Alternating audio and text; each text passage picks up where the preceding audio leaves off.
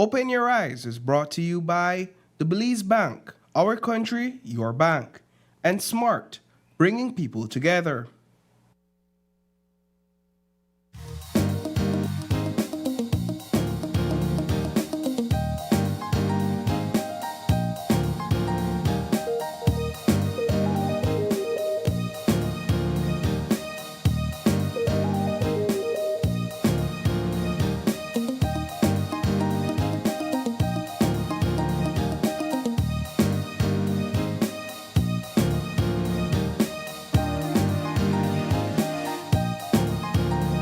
Live from the GBM studios in Belize City, it's Open Your Eyes. Start your morning right with your hosts, Sabrina Daly and Paul Lopez.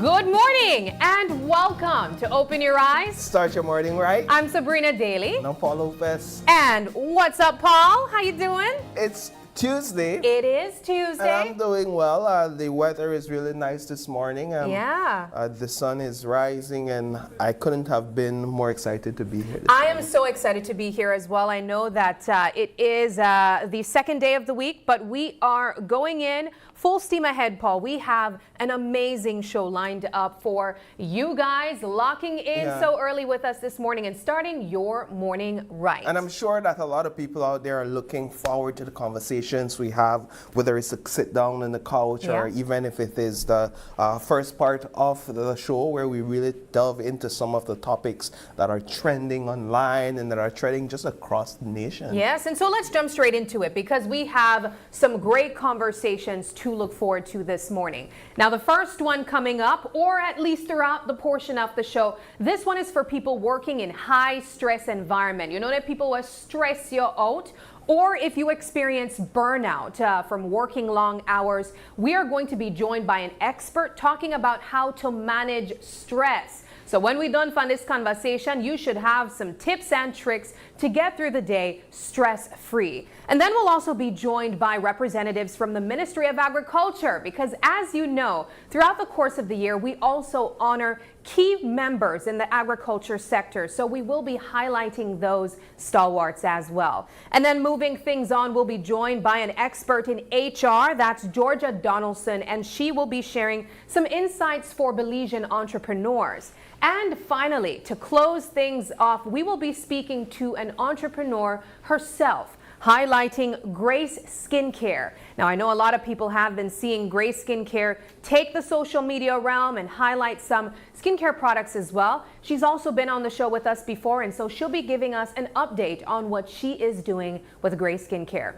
But before we move things along and take our first break, you guys need to know some things before you leave your homes this morning. Paul, what are the most important things that our viewers should know before they leave their homes? Certainly, Sabrina. There's so many things to talk about from yesterday and, of course, from over the weekend. And we've narrowed it down to 5 this morning. And so in our first conversation, or the first topic for this morning, we're going to be looking at the joint law enforcement press conference held yesterday at the head table. We had the top brass from the Belize Defense Force, from the Belize Police Department, and of course from the Belize Coast Guard, and it all had to do with that major drug bust over the weekend, actually on Friday night.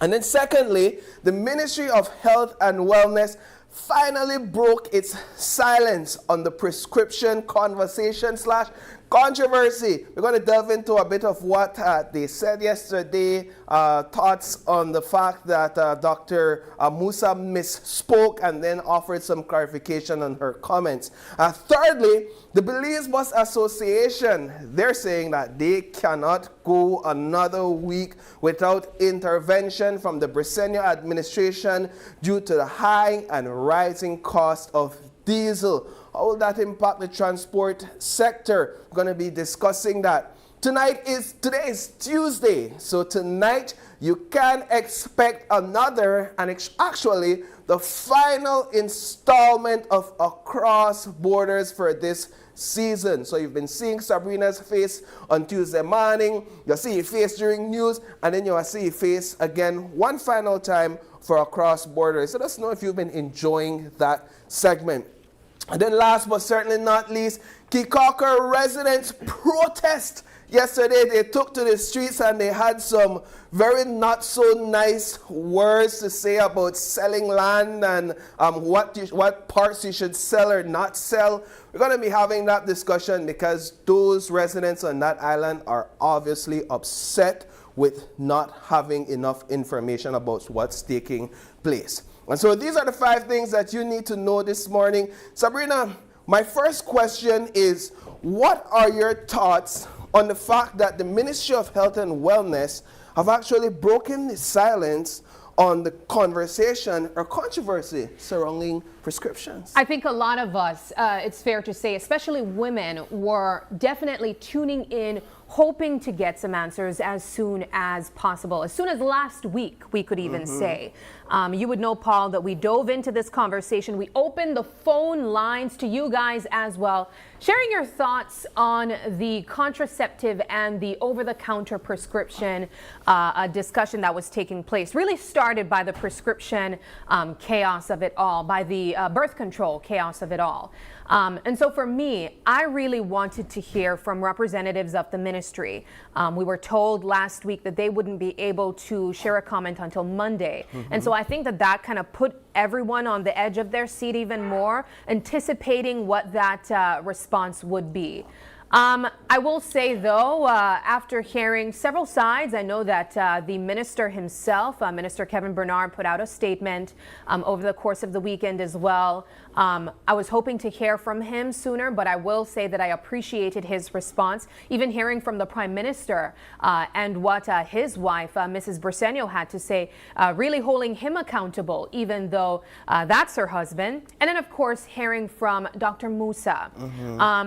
I think there's a lot that we still need to discuss. Essentially, what it sounds like is that they are considering some of the concerns that were put to the table from viewers, from women and the general population, from nonprofit organizations. But I can't say that I am completely at ease as yet, Paul, because it's still in talks. There were some points mentioning that I think concerned me, where they mentioned that perhaps they did not do enough research at pharmacies to see how many women were actually accessing birth control. And for me, when I heard that particular line, I had to pause and say, but what? But how? That's the most important step, I would say, collecting your data to justify the steps that would be taking place, or to justify the reinforcement, especially if it's being said that this was already in place. It's really just a reinforcement. And so that struck me immediately.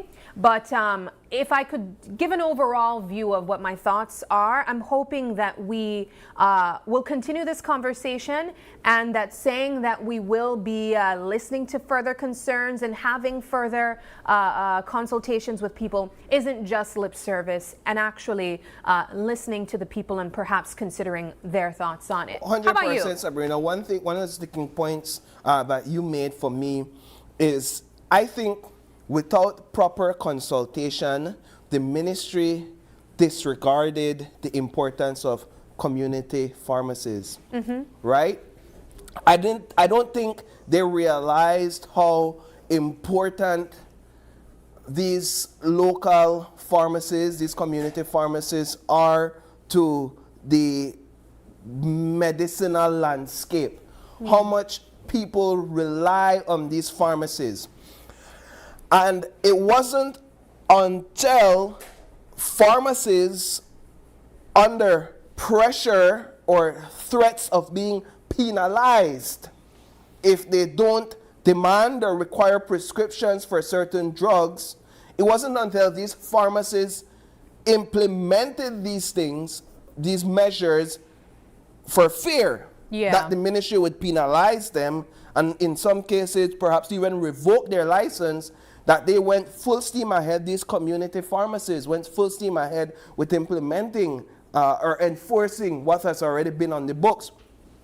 And it was then that the ministry realized, wait, we actually have so much people that rely upon community pharmacies. Yeah. They go to community pharmacies every day, every week, and in a sense we disregard them. Yeah. We never consider consulting them. So I think what has come forward now is the ministry realizing that this isn't just this isn't something that can be approached from a one-sided or one perspective view, that there needs to be widespread public consultation, right? So that's one of the challenges.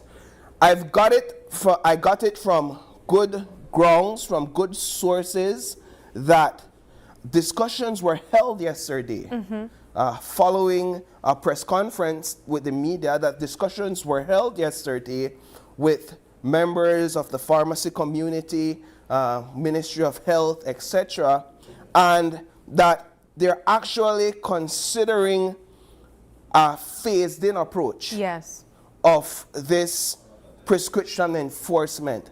Because you have to understand that a lot of pharmacies are simply requiring the prescription because they're afraid. They're afraid, while many of them may not be in complete agreement, they're afraid of being penalized. Especially those pharmacists that have developed relationships with their customers, you know. We heard on the line persons saying that they're elderly, you know, they've been accessing this particular medication for the past 10 years.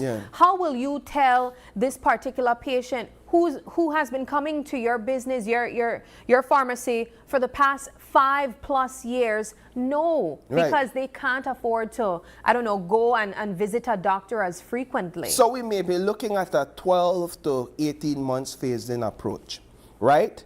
And what I understand is that in the first instance, your pharmacist will likely tell you to go and see your primary health care provider. Go and see your doctor. Because one of the challenges we have in Belize is that people oftentimes avoid seeing their doctors. Very true. And so there has to be a collaboration with the pharmacist and the primary health care provider. And so let me just say this. So in the first instance, you may likely have to go see your doctor.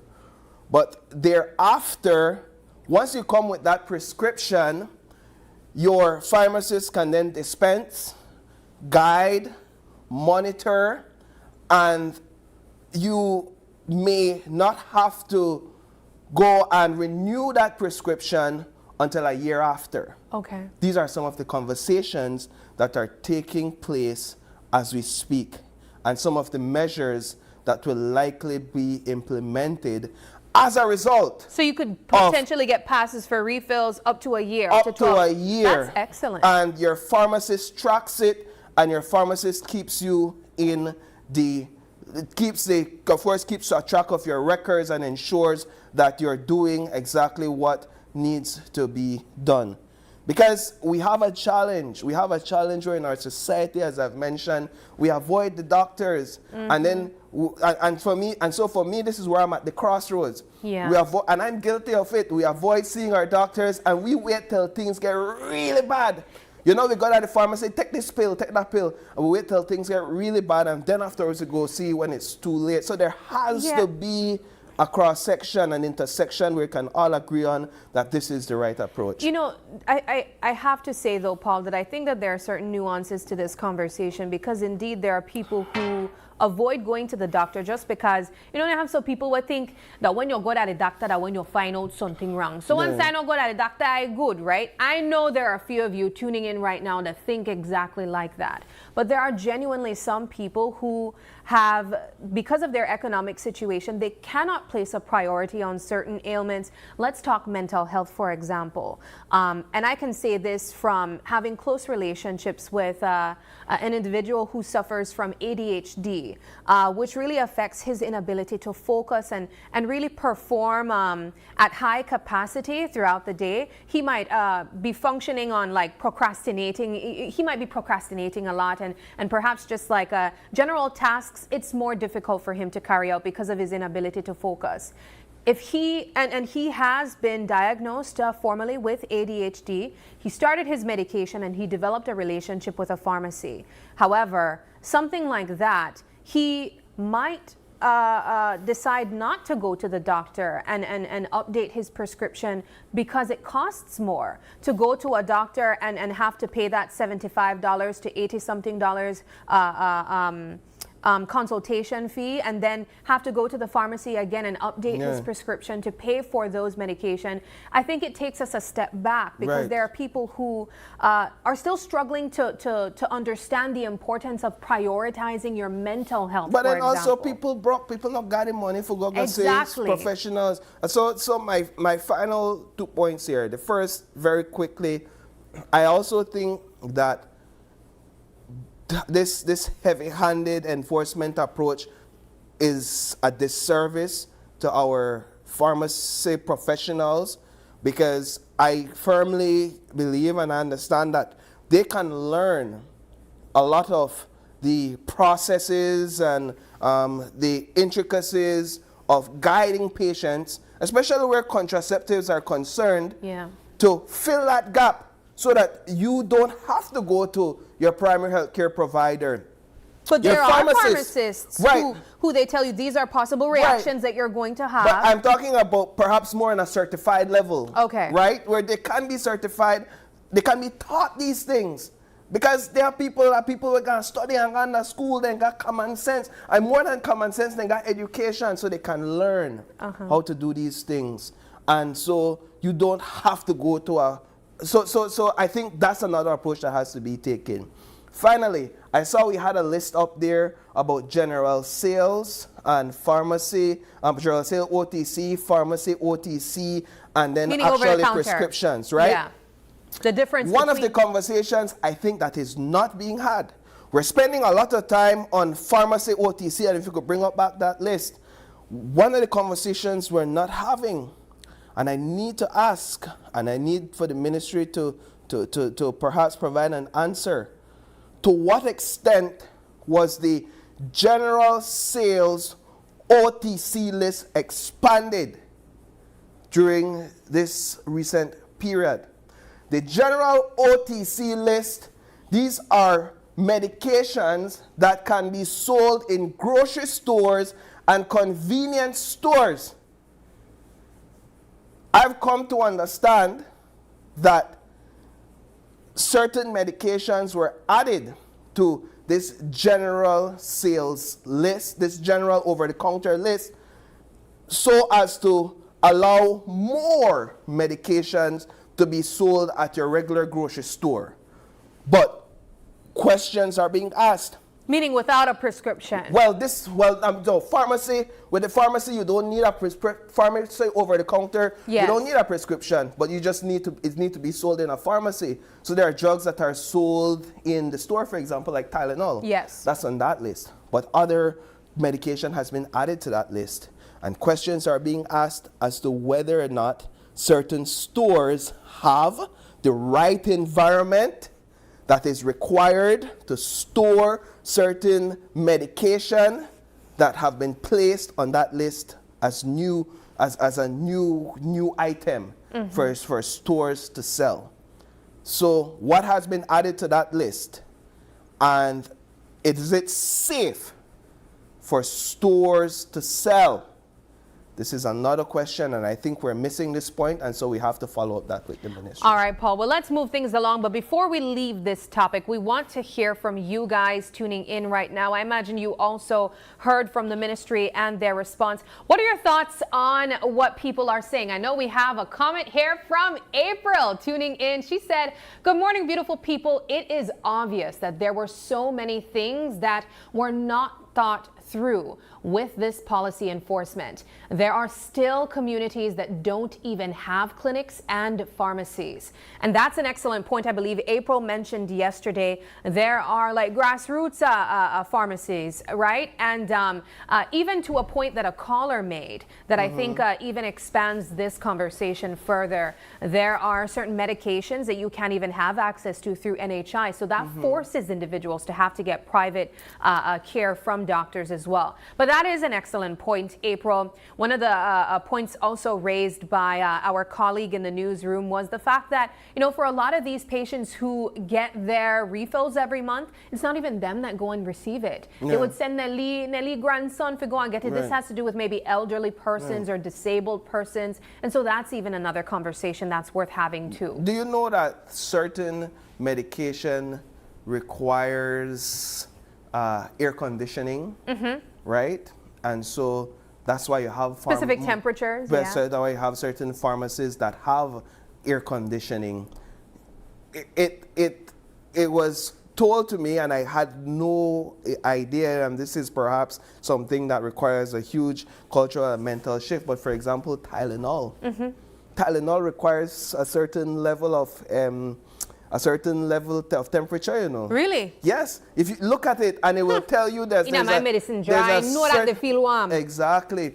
And so, in the U.S., while you have numerous stores that sells medication, like grocery stores, general stores, what's one thing you find in the U.S., one common thing across grocery stores and supermarkets? It's cold. They have air conditioning. In Belize, that's not the case, right? And so, again, I think that's another aspect that needs to be looked at. And I know that's not the conversation right now, but the conversation could likely shift in that direction. Sabrina, it's Tuesday.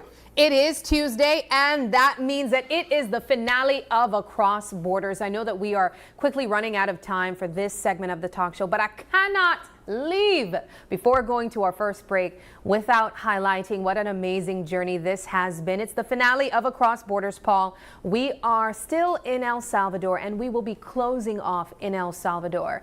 If you have not seen this travel series yet, I encourage you, if there's any night you want to tune in, it should be tonight. It's going to be jam-packed with adventures, experiences, food, people, and just a lot that you can experience if you consider Central America as your next travel destination. I have to say a huge thank you to everyone who has been a part of this journey with me, to the Belize Tourism Industry Association that invited myself and my colleague Rick Romero to go along and experience Central America, but also to the post-production that took place after. It has been a lot of work. I have to say thank you to Marlene.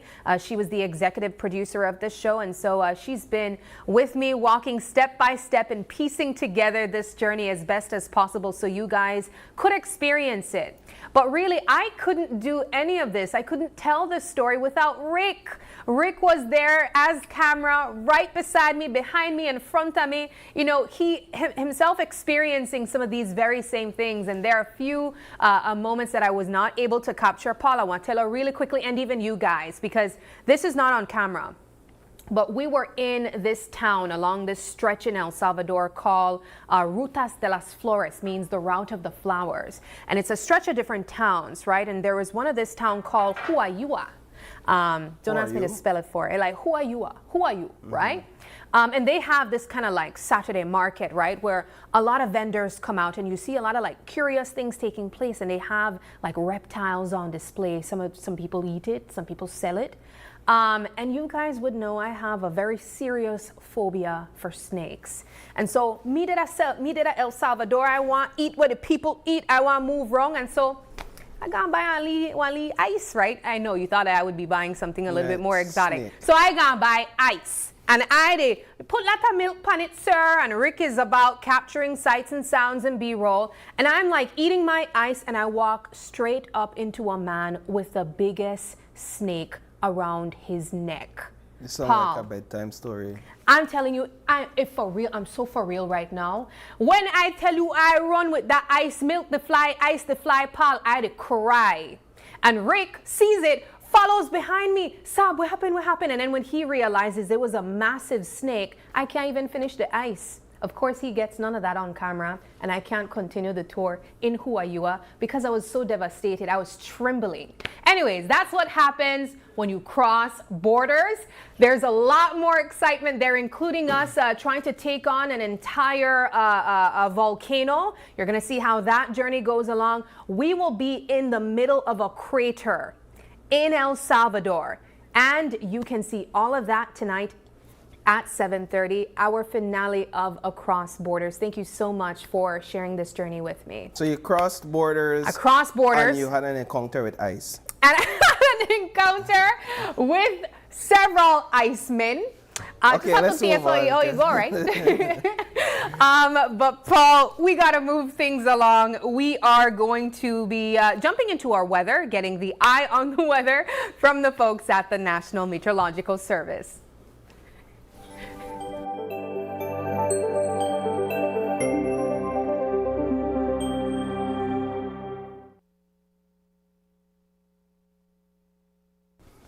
Excellent, folks. We hope you enjoyed those conversations. What we're going to do right now is jump into today's forecast. It's going to be sunny with a few cloudy spells today and partly cloudy skies tonight. Showers will be isolated with a few more possible over the south today. So we have got rain and sunshine. Sounds like a perfect day in Belize. Today's temperatures, it's going to be along the coast, 86 degrees Fahrenheit and 77 on the lower end. Inland, we're looking at 90 degrees Fahrenheit and 68 on the lower end. And in the hills, it's 78 degrees Fahrenheit and 63 on the lower end. The extended forecast on Wednesday, we're looking at 86 degrees along the coast and 91 inland. It's really going to be a hot day tomorrow. And Thursday, we're looking at a similar temperatures, same heat. Friday, again, it repeats itself, same temperatures along the coast and inland. And then on Saturday, we can expect things to pick up a tad bit inland with 92 degrees Fahrenheit. Now for our astronomical forecast, the sun is going to set tonight at 6:08 p.m. So for those sunset lovers, get your chairs outside and ready by 6, and you have 8 minutes to watch the sun set. The sunrise, the sun rose this morning at 5:36 a.m. That's for those early birds that caught the most worm. Moon sets, the moon is going to set at 3:39 p.m. and then its moon is going to rise tomorrow at 4:07 a.m. In terms of our marine conditions, the sea state today is choppy, and I think that has to do with some of the winds that we've been experiencing. It was really windy last night. The winds is blowing from the east to the northeast at 10 to 15 knots. And then we look at our tides. Today's high tide is at 7:50 a.m. and today's low is at 2:05 p.m. And then we have another high at 8:13 p.m. And then tomorrow's low is at 2:26 a.m. When I have some time, and next time I'll explain to you all how tides work, because I learned something over the weekend. We don't have time for that right now. That was your weather forecast for today, courtesy of our friends at the National Met Service. Sabrina, take us to the break. Excellent, Paul. We are going to take our first break now, but don't go anywhere. When we come back, we have to highlight excellence in the agriculture sector. Don't go anywhere. When we come back, that's the next conversation.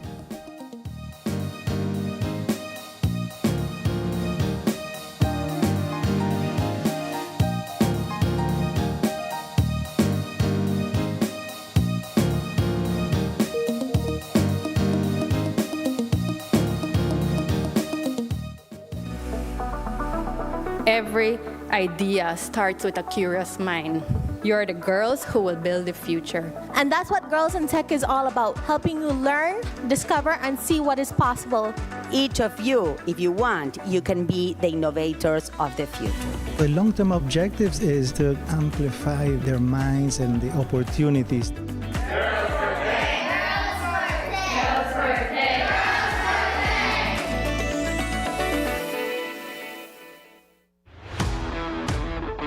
When the job calls, you need a truck that works as hard as you do. Strong, reliable, and built for the load. The Jack Freight Truck gets the job done. From the lumberyard to the worksite, power your business with confidence. I can count on Jack to get the job done right.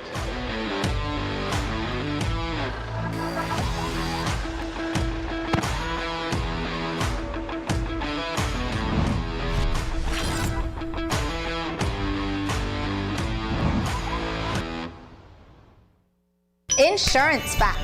Did you know Home Protector Insurance provides liability insurance that is for licensing? Public liability insurance for the hotels and guest houses protects the guests staying at the resort. Tour operators insurance for on-site tourists and marine passenger liability for passengers. You take care of your guests, we'll take care of you. Visit any Home Protector Insurance office near you to learn more. The NEBL season is shaping up to have a monster finish. And this weekend, it's the rematch revenge weekend. On Friday night in Orange Walk at the Sporting Complex, the red hot Belize City Defenders is coming for revenge against the bad boys from the north, the Orange Walk Running Rebels. After that beatdown on opening night, then on Saturday night, the Corozal Spartans seek revenge against the Belmopan Trojans and get their first win at the Andrew Campos Stadium. And in Cayo, the Cayo Gunners, the Western Ballers, awaits the number one team in the league, the San Pedro Tiger Sharks, in an all-out war as they seek revenge from their opening night loss at the Victor Galvez Stadium. Giveaways at all games, the NEBL Girls hosted by DJ Dollar and the National Sports Council $5,000 halftime shooting challenge. So this weekend, make it an NEBL rematch revenge weekend, sponsored by the government of Belize.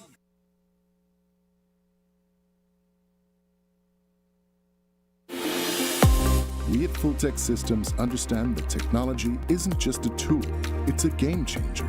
At home, smart devices and AI are revolutionizing daily life.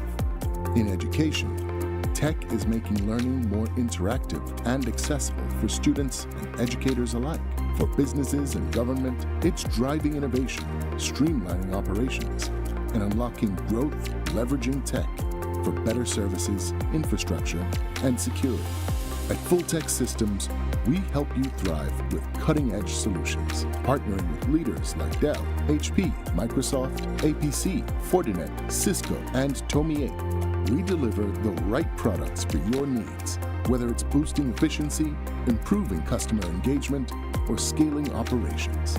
Connect with us and let's drive innovation together. Fulltech Systems, your technology center, where you come for the price, but stay for the service. I've always been fascinated with gemstones. It's all about taking nature's beauty and creating something uniquely beautiful. I've had inspiration from the Belize Blue Bull, the beaches, the jaguar. I've launched a new product called Co-Design with Deb, and Atlantic Bank's e-commerce system has opened the door to my international customers so I can receive payments so they can have their custom pieces shipped to them. Atlantic Bank, building the future together.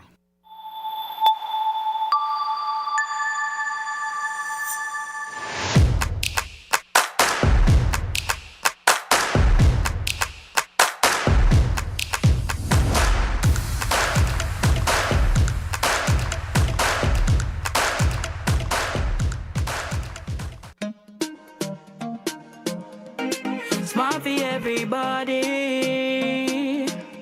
Smart leading everything. Smart give you everything. Smart offer everything.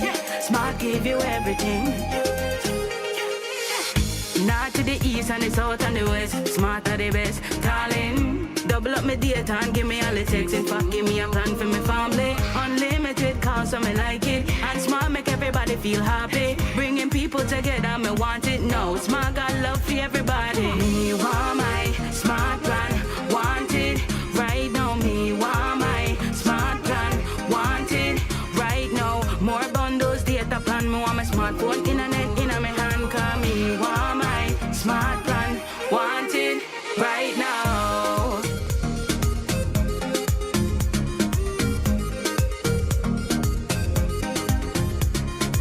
Smart. Stay connected. Stay happy.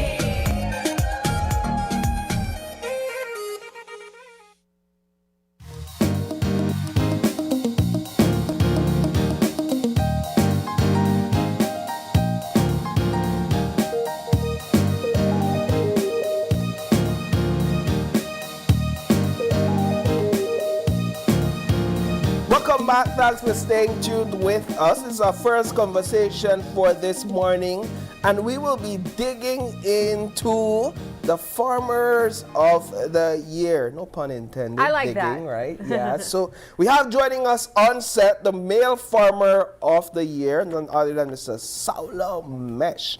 He hails from the beautiful village of San Antonio.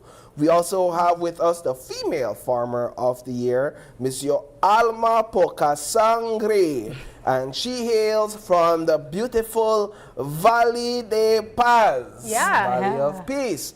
And then last but certainly not least, the talker of the bunch, who's been silent all morning, Mr. Jesua Zib. He's the junior farmer of the year, and he also hails from San Antonio Village. Gentlemen and lady, good morning. Good morning. It's a pleasure having you all. I know that you all are out of your comfort zones. Yeah. You prefer being in the fields, getting your hands dirty and working, right? So, but it's a pleasure having you all this morning. Let's start with you, Mr. Mesh. What has your journey looked like in farming? Well, that is my daily work for the morning. Every morning when I wake up with that courage to go at the farm and do what I love to do. That's the way my dad taught us when we were very young. What do you grow? I grow different types of vegetables. I grow papaya and bell peppers inside covered structures. I grow watermelon. I grow cantaloupes, onions, cilantro, and different varieties of vegetables. And what else do you do on your farm? I do how you say how you want? Oh? How can you explain? No, like so you grow vegetables. Apart from apart from I do livestock. Yes. Yeah, livestock too. I do livestock. You do livestock. Yeah. So we're looking at cattle. Chicken. Chicken. Yes, chicken. That's the livestock I'm doing. You get a lot of eggs too? Yeah. All right. Oh, nice. All right, so we're gonna move over and similar question to you, Miss Yoalma. What does farming look like for you? Okay, good morning. For me, it's a pleasure being here this morning over here. I never thought I would be here this morning. And farming is so good to me. I love to do it. I grew up since I was a child. My father used to take me to the farm. I would go to school, but like in the morning, I would wake up early to go to the farm. And then like in the evening, I would just put up my bag and then I have to go to the farm and help him. Even my mom too, she used to do the farming, so I would go help her. So I enjoy being at the farm. I love being at the farm, so it's what I love to do. So, how did you come to play a significant role on the farm? From going to helping your parents to now playing an integral part in its operations. How did that happen? Well, that happened because whenever I go to the farm, I love what I do, because in life you have to love what you do, because if you don't love what you do, you're so I love what I do. So I say when I'm growing up here, because my mom will ask me, what do you want? You want to stay at home doing the tortillas, washing the clothes? I would say, no, I'm going with my dad. I'm going to, yes, because I love it. I love to be in the farm. I enjoy. Yeah, that's beautiful. Yeah. Now we have 16-year-old Jeshua on the couch with us. Tell us a little bit about your journey, although I imagine it started only recently or maybe not. How long have you been farming? I've been farming since I was a little kid. My grandfather used to take me out the farm even 2 years old. Wow. He used to leave me there or pass around with him, milking cows or feeding the chickens, helping him around there. Yeah. And that inspiration gave me to continue. I loved farming since when I was a little boy, and up to now I'm doing farming. So what do you grow? Okay, yeah, same. I grow carrots, cilantro, papayas, lettuce, zucchini, jicamas, corn, sweet corn, and habanero, jalapeno, many crops. How do you feel being a farmer as a young person? Well, I feel glad because I continue the generations of my great-grandfathers. Yeah. There. And that's what I wanted to point out, because each one of you highlighted some type of generational influence, whether it was your father or your grandfather. You acknowledge that this is something, that this is knowledge being passed on. How important was that influence, or how big was that influence in the profession that you have now? Mr. Saul? That is very important to us, since when, how I told you guys that we are young, we grew up in that family there, and now we are practicing those types of involvement in the farming. Yeah, that's the way we will continue. So what about your practices made or makes your operation stand out? Whether it is the techniques you use or the different farming practices. For the moment, we're getting technical advices from the ministry, and we try to do that, and we try to do our own practices too, like using chicken manure, compost, stuff like that, to try to use organic on the plants too. Yes. So organic. Yes. Organic. So using what you have on the farm, and then repurposing it in an organic way. Yes. And that's one of the things that makes your farm stand out. Yeah. So it's sustainable. Yes, sustainable. And for you, Miss Yama? Yeah, the same thing, because if you want to have like a good crop, first of all you have to fix up good your soil. So because if you don't fix good your soil, you are not going to have a good crop. So it starts from fixing good the soil, so you could have a good crop. So how you fix the soil? Make The sure same it's thing good. with the chicken manure. Okay. That's yeah, we get it from the Mennonites. Yeah. We're there, yes, and that helps a lot because it fertilizes the soil. It sounds like a very dirty job. Yeah, yes, it's really. Yeah, you're not afraid of manicure. No, you just have to dirty your hands. Yeah. My dad one day told me, if you want to have food in your table, go and plant the soil. Wow. Yeah. I love that. Yes, he told me that one day. If you want to have your food, and you could see whenever it was a coronavirus, you see the farmers were so essential in here in Belize. Indeed. Yeah. And for you, Yeshua, like what are some practices or a practice on the farm that you utilize that makes your farming stand out? Well, we have cattle too. We close a piece for a long time, so the manure goes passing by. When it has a long time, then we replow it back. Then there the nutrients on the fertilizer have from that, or we plant a fertilizer plant, because there's Canabayan and there's the Macuna. We plant them, so we bush hog them, we plow them back. That is fertilizer for the soil. Wow, so those are like weeds, they are grass, as Like you grass, call but them. they are fertilizer. How about your climate change? Let's say your climate change approach or your climate change defense mechanisms, if you would. Like, what do you do to combat the issues of climate change? Whether it's the heat that we are all experiencing or the incessant rains that we experience from time to time. How do you deal with climate change on your farm? Well, the way I deal is planting inside covered structure, especially when we have unpredicted weather. That is the way we protect our plants inside there. What does the cover structure look like, and what does it do? It like how I told you, it protects it from the rain. Okay. But in the open field, when you plant, especially when the rainy season, sometimes when it's rain a lot, it affects the plant. Destroys it. Yes, and you can harvest. But inside the greenhouse, we harvest there for over an year sometimes. Yes, and that's the way we try to prevent from damaging outside. Due to climate change. Yeah, due to climate change. Or the climate. Are you, Miss Alma? Yes, like when it's for like the rainy season, what I do is like when I prepare my land for farming, I try to do good drainage so the waters could flow and doesn't stay like in my plants, That's what I try to do. So drainage for yeah, you. it's good drainage. Whenever you fix up your farm, you have to do a good drainage so you don't have like losses whenever it's like the raining season.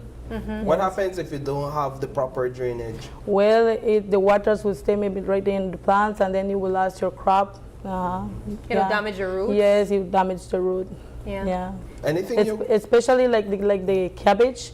Yeah, you have to have like a good drainage, because that one, if it's get like too much water, yeah. So I think it starts from whenever you prepare the land. So you do good drainage, so the waters could just go around.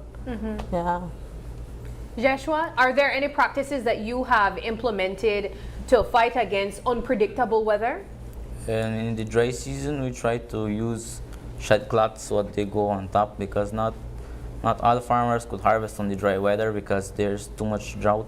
And that shed cloth prevents for the soil to don't get dry, so that maintains wet. And in the rainy season, we use cover structure too for the diseases, for white fly, for ácaros. All of those we prevent. How do you learn these things though? Is it trial and error, or do you go about doing your research online? Are you getting advice from generations before you? Yes, we get generations. Like I get it from my dad, because he was a farmer that have worked hard in the agriculture. So I got to see what he does at his farm, because I was like working beside him. And so from there I learned. And now I am a farmer. I have my other brothers who are doing the same thing, doing farming too. You know, you mentioned something, Yoalma, that I think is so important for us to also hone in on, and it's the role that the agriculture sector plays in food security here in Belize. You highlighted the global pandemic and the way that we all had to try to adjust, where others might not be able to afford certain things. You could simply grow it and have it on your table, food-wise. You could even plant at your own home. You could have your own garden. You could have your own, whenever, like example, whenever I'm gonna do like a soup, I just grab it from my farm. I don't have to go and buy vegetables, And then I even raise chickens and hens and that, so I just get my vegetable and I do my soup. So and I have my food. That's amazing. Yes. It also sounds like the dream for someone who would just want to live sustainably, be self-sustainable, right? It's the dream of everybody to harvest. Yeah. It's not the dream of for the everybody work that's involved. to put in the work. And you have to work hard too. Exactly. You have to put in the work. But the work aside, I think, this is a moment that we get to celebrate the fruits of your labor, pun intended, and really acknowledge the way that you guys have tried to be innovative in a time where you could rely on some of these practices that you learned and just stay with that and not really build upon it. For people who might want to celebrate with you what that journey has been like, what are some of the achievements that you've all been able to achieve by being farmers in your own right? Whether it's sending your children to school, building a home, having food on the table. Yeah, like me, I don't have children, but I know I could help my dad, because my dad doesn't like work anymore. So I could help him, like taking care of him. With that I gain from my farm, or I try to help my family. That's what I do. How do you all feel about the award, winning Farmer of the Year for 2026? Let's start with you, Mr. Yeswa. Well, I feel very happy when I got the announcement, because I told my dad I will win one day too, like him. Oh, okay. So your dad won before? He won, and my grandfather won too. No man. I come from the third generation of winners. Yes. What were their names? Do you remember when they won? I don't remember the year, but my grandfather was Victor Sib, and my dad was Juan Josue Sib, and now to me. And now yourself, Yeswa Sib. So you come from a lineage of exceptional farmers. Wow. How do you feel about that? I feel very proud of me. Yes. I am willing to continue working in agriculture. And perhaps one day become the male farmer of the year, right? Yeah, even that is attainable. Before we move things along, though, I want to ask you, Yeshua, do you find a lot of other young people also interested in farming? You're 16, so you're still very young, but being younger, did you find that other young people being interested in it when you were going to school, or even now at this age? Even this age, some high school people, after high school, I give them extra time to help me with the products what I harvest, or doing some works in the farm. I try to help everyone. And you pay them? Yeah, I give them something. Okay, good. So you had other young people around your age who were interested in it as well? As well too. That's good. Right. Okay. Let's move over to Mr. Sauler. How do you feel about being recognized? I feel excited and proud of myself. For the meaning is hard work. In the end of the day, it pays off. Like how Hess was saying, his grandfather won, and for my part, my dad was won too. Yeah, that was in 1984. He won the 84. Farmer of the Year. Wow, Yeah. it's so old then. Yeah, I'm just here thinking, wow, this program has been running for a long time then. Yeah. Yeah. He has won in that year, 1984. So now, what my dad told me a day, that son, keep on the farming. Don't give up on what you do. That's what you chose to be a farmer. So that's what I'm doing. Yeah. Now, Yoalma, being a female in this line of work, I think it's still considered a bit more male dominated. You find more male or men doing farming work. What does it mean to you to be recognized and acknowledged as excellence in this sector of work? First of all, I have to say, thanks God, I am so grateful. I never thought I'm gonna win to be the Woman Farmer of the Year. And well, nowadays, I think it's not like hard because, you know, if we want to do something, let's just go, like work hard for it. Nowadays, I think it's not hard like for us, the women, to do like whatever we want, we could do it. Just we have to want to do it, and you work hard for it, and just go for it. Yeah. All right. One of my final question, right? Because last year, the Farmers of the Year, they brought this juicy soursop, right? But it was big. It was a huge soursop, and that's when I found out that I actually love soursop. But as farmers, right? What determines like a good harvest? Is it the size of it or the taste? If that tastes good, what uno call like a good harvest? For my part, it doesn't matter the size, like how you said, taste. Okay. That is the good part of it. So if it smells good, tastes good, yes, that's the way important. Yes, that is the part of it. How about you, Ms. Yoalma? Yeah, I think the same thing, and it have to go, the crop that you are harvesting have to look good, and it doesn't matter like the size. The size of it. Yes. Yeah. And how about you? Do you prefer a big carrot or just a quality carrot? I find a quality carrot and a juicy carrot.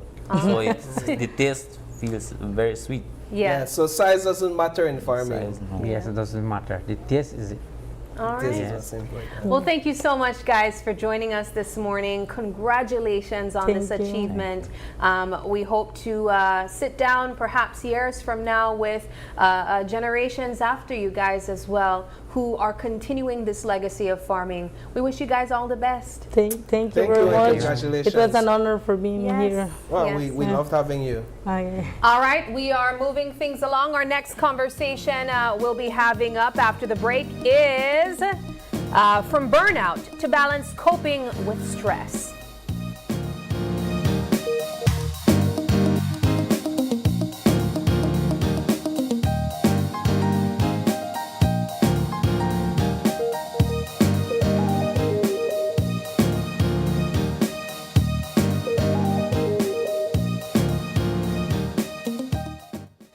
Haven't updated your information recently? Well, kick off the new year as a winner. RF&G Insurance is giving you a free chance to win every month. Entering is easy. Just chat with us on WhatsApp and update your information. That's it. You'll be automatically entered into our monthly raffle for a chance to win awesome prizes. Don't wait. Message us on WhatsApp and update your info today. RF&G Insurance. It pays to get it right.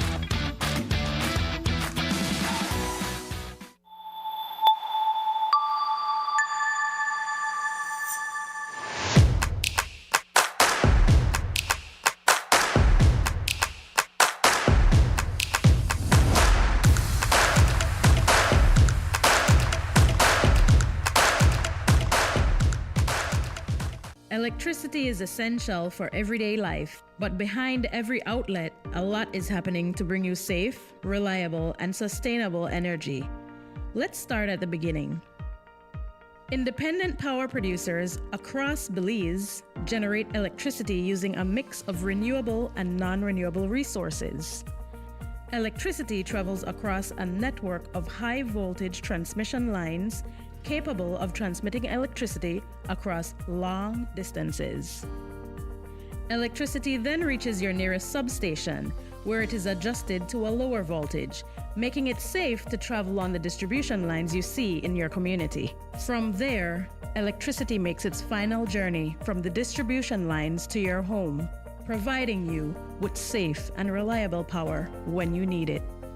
Belize Electricity Limited. We continue to serve you.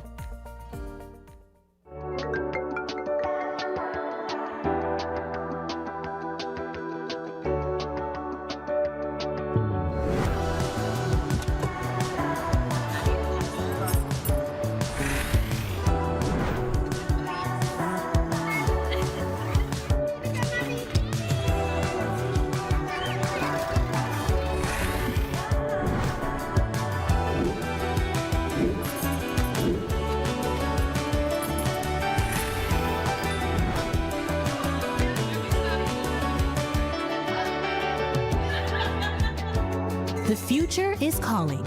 Belize Bank. Your future, our commitment. Hi, I'm Ava. And I'm Aiden. We're your AI guides to all things NHI. In this video, we will guide you on how to become an NHI member. You, and if you have a child, must have a Social Security card. To get an SSB card is easy. Visit socialsecurity.org.bz/card-replacement to view the required documents that are needed. There is a fee of only $5 Belize for a first-time issue and $26 Belize for a replacement card. Newborns can use their mother's SSB card for up to 2 months. With your SSB card, you and all family members can register at any NHI contracted clinic of your choice. You and members of your family can now access health care when needed. Please note that once you are registered with a clinic, you must go to that same clinic when you need medical care. Look out for more NHI guides like this. Belize wakes up connected to opportunity. And across our country, the work to keep Belize connected continues. SMART continues expanding our network across the country, bringing stronger coverage to more communities. With recent service enhancements in areas at Blue Creek and Progresso, Belize City, Orange Walk, and more on the way. We're bringing education closer to home, empowering entrepreneurs to grow their businesses, supporting industries that drive our economy, and keeping families connected wherever life takes them. With every expansion, we are investing in the infrastructure that moves Belize forward.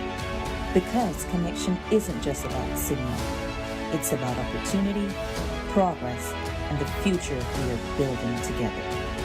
Smart, bringing people together.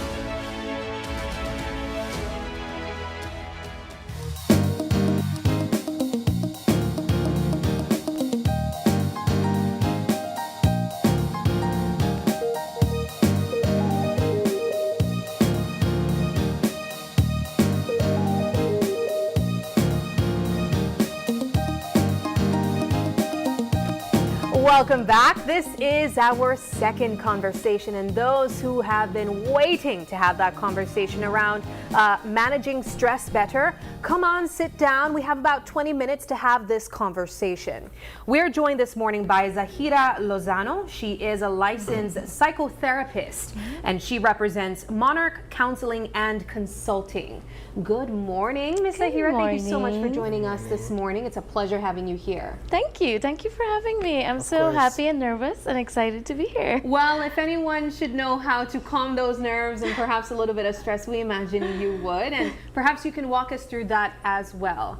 Now, I think managing stress is a topic or a conversation that everyone should have at some point, from older to younger as well, right? We know that even young people go through stressful situations. Yeah. But before we discuss that a little bit in more detail and dissect it, perhaps we could begin with, what is stress? You know, what's stress? Right, because there's a lot of content out there and the media is really pushing a few buzzwords, and one of them is stress, right? And one of them is burnout.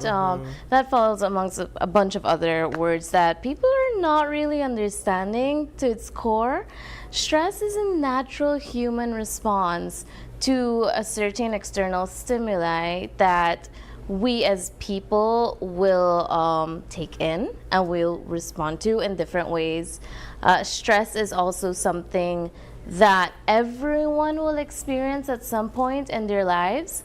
And so it's important that in knowing that stress is a state of being, then it's also necessary for us to understand how to approach it, how to understand it in our own experiences. And this is something that I will share with every client is you are the only person that knows you the way that you do, and you will be the only person who will be able to identify what is going on inside of your mind and also what's going on with your body when you're experiencing different emotions, when you're experiencing different states of beings, and that includes stress, because stress can look different for me, and it will look different for me than it will for you, or for you, or for anyone here, right? So what are some of the common signs?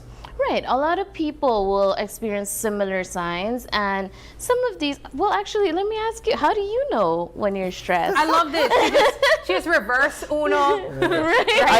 I know when I am stressed because I have a lot of work in front of me. Right. And I get a bit irritable if more work or people try to engage me. Yeah. That's when we could barely have a conversation with Paul. Yeah, so that's when I know I'm stressed. A bit of irritability, perhaps. Yeah. Not explosive, but that's one. So sign that's for also me. really interesting, though, because you just mentioned we can see when he doesn't have to visible. say it. Oh, yes. It is just Girl, obvious to us. We know when Paul is not having us today. Right, and that actually is something very common for a lot of us. I mean, my family probably will say the same thing. They'll be like, you know, just don't get close to Zahira if you see like she's silent and you can see it on her face. There's signs that, you know, this is not the time to approach this person. And that also tells us that stress is not only something that we experience at just an internal brain level. It's also something physical. It's something that manifests in our body as well. Our body responds to these stimuli. And something that we can probably all relate to is this tension. Yeah. We feel this heavy tension when we're stressed.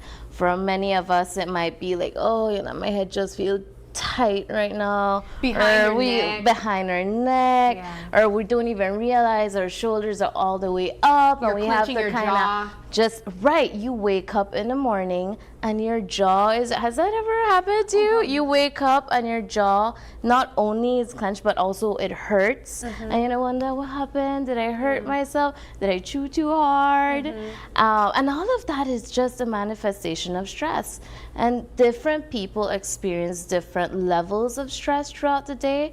But for many of us, what happens is that there's this layering of stress that then at some point that acute stress experience starts to become more chronic. Right? So is it that to say then, if I'm hearing you correctly, that we may have different issues, if you would, in different areas of our lives that compounds? So you might have some issue at home, and then you come to work and you have some issue at work, and then you also may have some sort of personal health issue as well. What I'm hearing you saying is that at times those issues compound, and you get to that acute stress. Absolutely. And I love the way that you're leading this conversation, because this is so relatable, right? Many times we'll hear, well, not bring your home stress to work. Don't take your work stress home. But we are not two separate people. Yeah. We can probably compartmentalize certain things. To a certain degree, perhaps, some of us can, or some of us can't, right? We're just kind of bringing everything in with us everywhere that we go. But yeah, when we think about, no, just like left that at the work, just leave that. That's one empath and try to see how you figure that out, right? When that's the case, and we think about it, we are one person. Yeah. And so even though we might, like you say, compartmentalize, we put that in a certain part of our brain and we don't revisit it until the end of the day, our body will always betray us, and if we're not dealing with it, if we're not coping with it, right? And so our body will show signs. It will, like you said, show, oh, today, no, not approachy right now. You know, they have it today. Definitely. Yeah. How much, sorry, is that one You're follow-up. good. Go. How much of stress can we attribute to our environment versus perhaps some sort of biological or emotional or physical makeup? Okay, yeah. Let me see how I can best approach this. So because stress is a natural human response to something, right? It's also evolutionary. It's something that has helped us survive. Also. Right? In the beginning, stress was the only way that humans knew that there was danger around them. They get the sensation, they get a feeling, they're listening for these things. Your body is producing cortisol. And this helped us to make it out alive of situations when we didn't have things like our city, our house, our car, right? This is evolutionary. This is how important stress is. There is, realistically speaking, there is no healthy living without a certain degree of stress. There is something that we call a stress curve, right? Okay, and it's kind of like an upside, like a bell. And when we're at the low point of that curve, there's no stress. We're not motivated. We're bored, right? We're just not really into it. And so there's not any productivity happening at that point. When we go up that curve slightly, then we see, okay, there's a little bit of interest, there's some motivation, we're starting to get into the groove of it. And when we are peaking, we're at that point, at the pivot of it all, that climax is the point where we are most productive, we feel confident, even though we might still be stressed because there's still cortisol being produced. We're aware of what's going on, we know how to deal with it.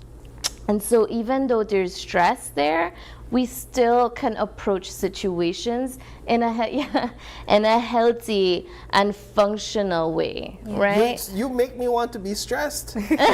Well, I think we clearly just heard you have been. When you think of that, or it kind of makes me think that there are people who feel like they genuinely perform better under stress or under pressure. Right. Yeah, and we're going to get to the other side of the bell. I think we have a comment. But before we do that, we have a comment. This one comes from Elizabeth Renault saying, this goes back to yesterday's topic on Open Your Eyes.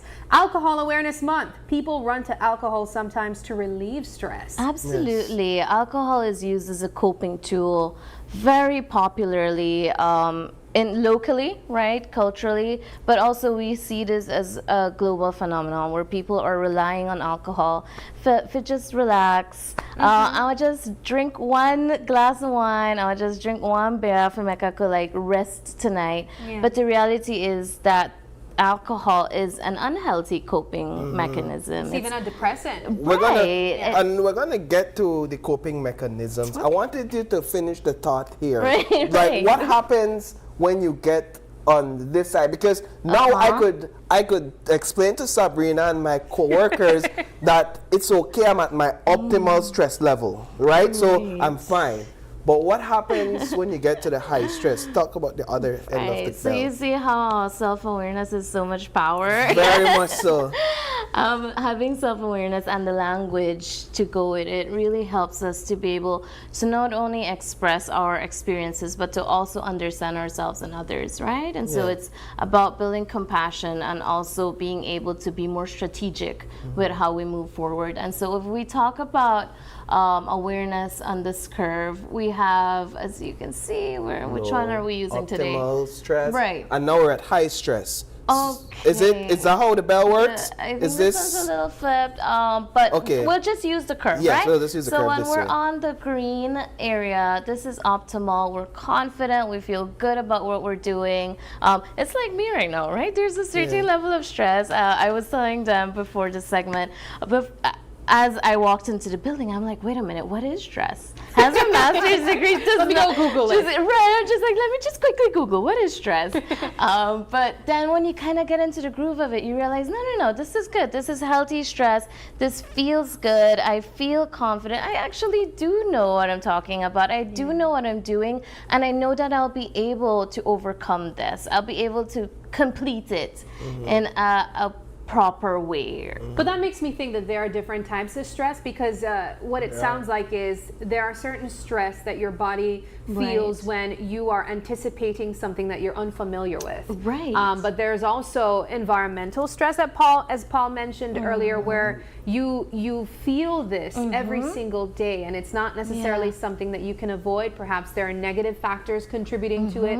One of the things we wanted to also mention was burnout, perhaps feeling stress from exhaustion, always running your body to the brink and not necessarily being able to change certain factors that contribute to that. That could be the overstress. Right, and so if we come back to Paul's question about the bell, once we start heading to the other side of that curve, we start to feel the pressure in a more unhealthy way. So what does managing stress look like then? And perhaps I want to ask all of us this, you know? Paul, I definitely want to ask what you do to manage that. And since we have an expert on the couch with us, even personally for you, how do you go about managing stress, and what would you recommend? I could see Paul just also still turning back. Because I wanted to look a bit of what overstressing looks like. Right, and that's a really good question, and we're very curious about the right things over here right now. When we get to that orange area, now we start to sometimes just not feel motivated at all to do the things that we once enjoyed. You know, some of us, we are overachievers, or we like bite more than we could chew sometimes, all because we want to seize opportunity. All because we want to be a part of something, and we want to be a part of many things, and then we start to stretch ourselves thin. I kind of like to use this analogy with clients, and I'm like, you just spread yourself thin like butter. Right? There is only so much that you can do, and you probably are capable of doing more, But that doesn't mean that you immediately need to do that. Yeah. And so when we begin to accumulate a lot of stress, we begin to feel less confident. It begins to affect us at not only a cerebral level, but also in our body, in our state of being. We feel more overwhelmed, easily irritable. We begin to get more sick. Yeah.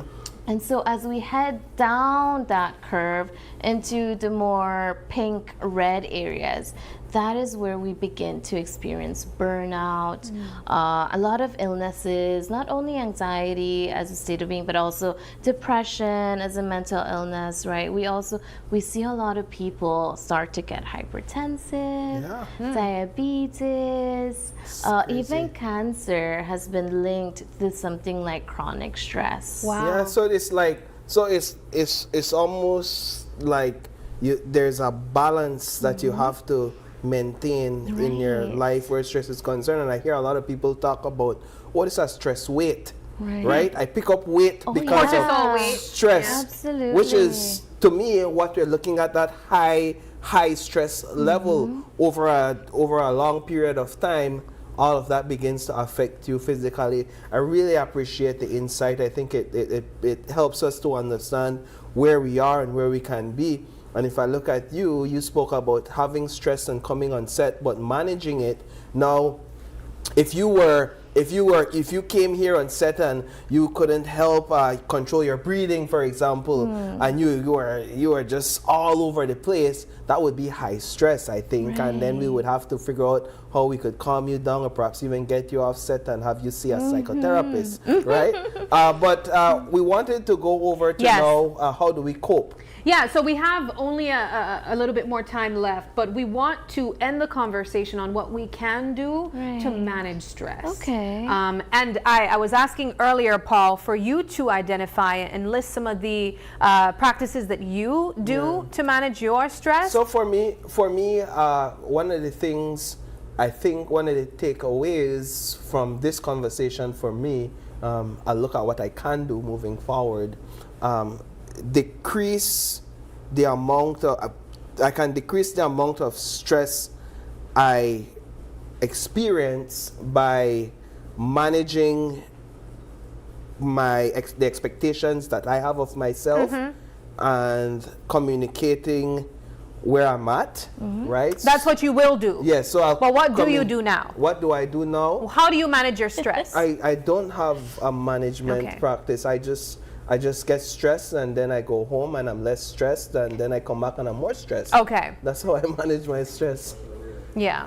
All right. Yeah. So, and I mean, I could share my experience. I feel like one of the ways that I've been managing stress is by exercising more. I didn't go in thinking that that's what would happen, but it has helped me a lot. I feel like also walking, being in nature has been grounding for me too, and that also helps as well. But before you give us some tips, how do you manage your stress? Right. I just panic. No, I'm kidding. Both of us. I'm just kidding.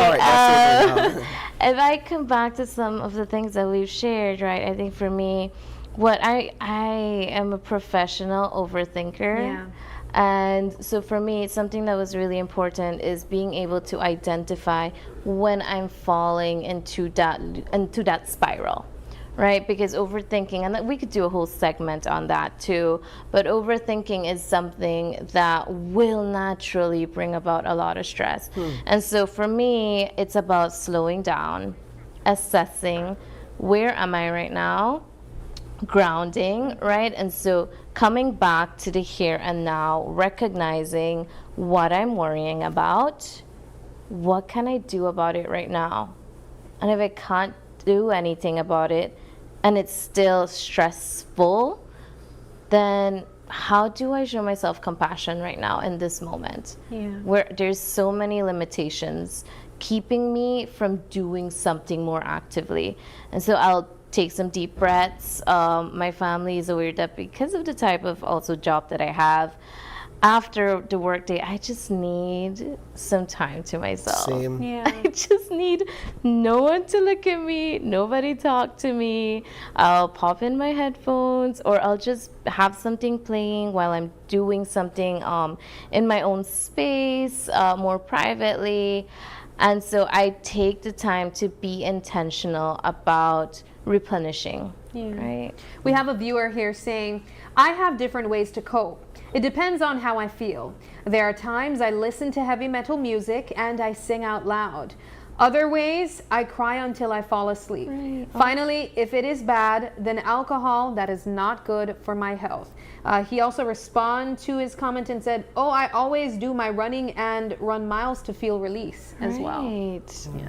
Physical activity is a really good way of releasing a lot of tension, which is something that we get a lot of when we're stressed. Also releasing a lot of adrenaline, which is something that works very closely with cortisol when there's an overproduction of it. And so I can definitely see how exercise and running would be beneficial. And this is something that we'll also see is very beneficial for a lot of clients who might not only be stressed, but also are holding on to a lot of anger. There's more tension there. And so that, I mean, you can't just, you know, write about your anger or like, journal and be like, I'm not feeling happy right I am now. so angry right now. No. Many times when we're angry, we need to do something. Yeah. We want to feel ourselves, process it in a more active way. And so that's where like working out can help us a lot more. Instead Not of exploding on journaling's everybody not around beneficial, you. right? Because it is. I'm always preaching journaling to everyone because it comes back to self-awareness. And so that's another thing that I do is I'm a big journaler. If I'm feeling the tension, if I'm feeling, I will also cry. I mean, a big fan of crying. As a psychotherapist, what kind of support can people get from you? Right. So when people come to sessions normally, it's because things have gotten to a point where they just need immediate relief. And as we all take a deep breath at that, right? Just like, and it's about reminding clients, listen, we can build new strategies. We can work together to find new coping tools that will work for you because different people respond differently to different strategies. But in this moment, what is most important, and if there is something that I can leave with you guys today, and everyone really who's watching, it is to learn to slow down. Yeah. Learn to slow down. When we are stressed, when we are activated, that is not the right time to make big decisions, to react, to just, oh, well, I'm a victim, so I'm going to do this. No, I mean, did that make the problem bigger or smaller? Right? When we think about it, then we're like, oh, I did that, but then because I'm stressed, then because I'm upset, there's a lot of remorse that then comes around. And so if there's something that I can leave with you is learn to slow down. I agree. Take deep breaths, assess, learn to identify your own body's, your own mind's signals that things are escalating, that you're beginning to get to that point where you'll feel dysregulated, right? One of the, as we wrap up, one of the trending negotiation let us say advice is for if you're in a negotiating room and a lot is at stake, is to slow down.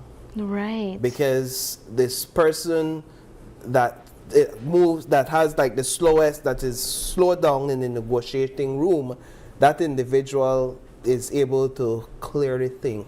Right. And negotiations are so stressful that you would find 90% of the people in the room are oftentimes blinking at a fast pace, talking at a fast pace, and so I like that advice, slowing down. And so coming back to the question, right, because that's really important.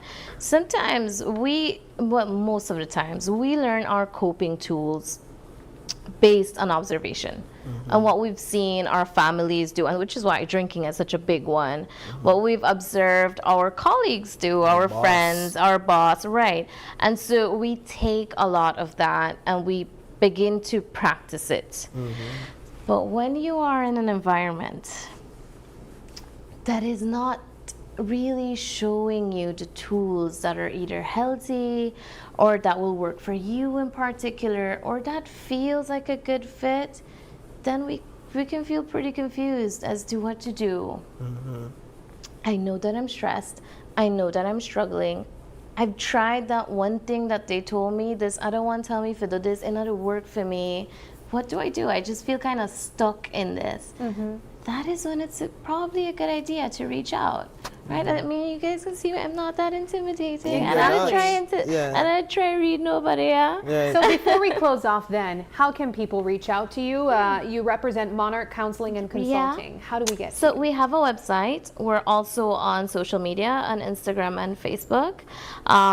And so if you Google Monarch Counseling and Consulting Belize, the website will pop up. You'll see we have a team of 5 wonderful therapists that you can choose from. Everyone's highly qualified to do the things that we're doing, and we're very passionate about it. We like approaching people in different ways, and we also believe that not every client will be for every therapist, and not every therapist will be for every client. And so maybe you met with me, and you're like, you know, I never really like her earrings. I never liked that one day. And so then we'll have a conversation. Hey, no problem. How about meeting with my colleague, or my colleague will refer to me? And so we really try to just create this safe, comfortable, and private environment where you can process your own things alongside someone who's there for you and wants to be there with you. So I'm getting a little bit stressed because we're out of time and we're going on. So I want to thank you so much for joining us on set this morning. Yes, it was excellent. It was very good. All right, well, at this time, we are going to take another quick break, and when we come back, our next conversation is having Georgia Donaldson on. She'll be sharing HR insights for Belizean entrepreneurs. This was so good. Thank you. Oh my goodness, we got.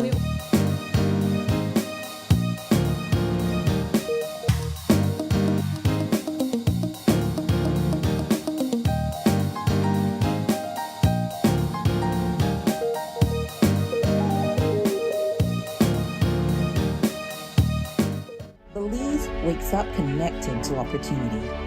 And across our country, the work to keep Belize connected continues.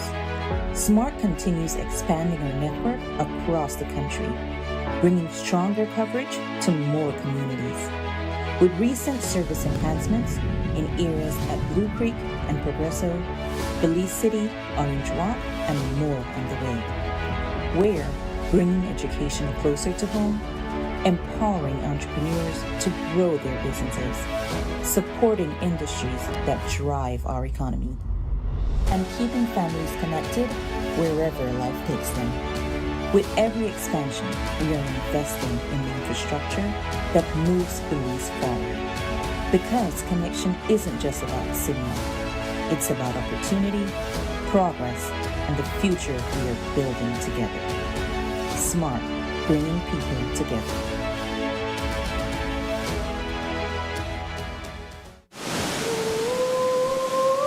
What happens when you step off the edge? Too late to back out now. He said I'm ready. No, I'm not.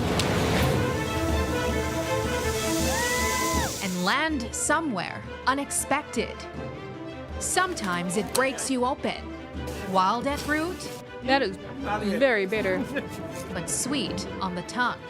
Where history calls out, and you answer with open arms. This isn't just a journey. It's across borders. That was amazing!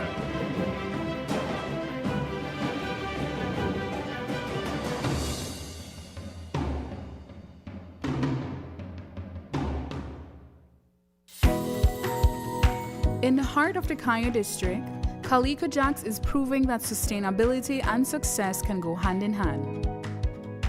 When Calico Jacks wanted to move to solar energy, the biggest difficulty for us was the finance. Belize Bank believed in our vision, and we are very happy and grateful that they gave us this opportunity for the financing.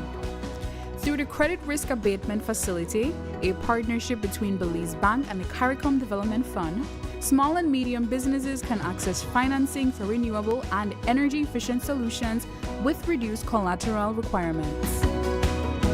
Here at SCSB, we're grateful for Belize Bank to make it easy for our clients to go green. We're proud to work with businesses like Calico Jacks to help them lower their costs and their carbon footprint. At Belize Bank, we are powering Belize's transition to renewable energy, one business at a time. Together with our partners, we're making sustainable financing accessible for all. Belize Bank, financing a greener, stronger Belize.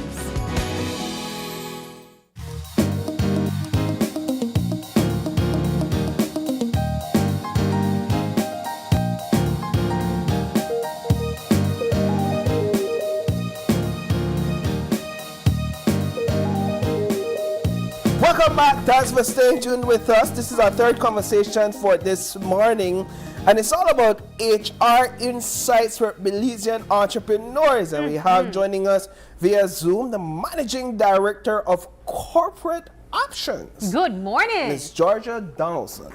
Good morning. It's a pleasure to be with you. It's this a is the pleasure. closest I've gotten to Belize.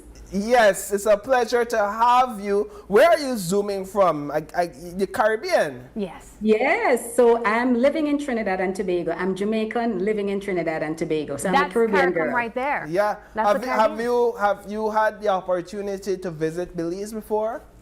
That's one of my biggest regrets. So this is the closest I've been so far. So this year has to be the year that I visit Belize. Well, welcome to Belize for what it's worth via Zoom.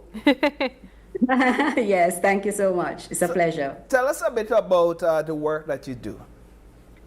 As an HR consultant and a leadership coach and a trainer, I am in the people business, I'm in the development business, I'm in the corporate space, where I'm making sure that persons who are employed in organizations or who have their own businesses look out for their growth and development.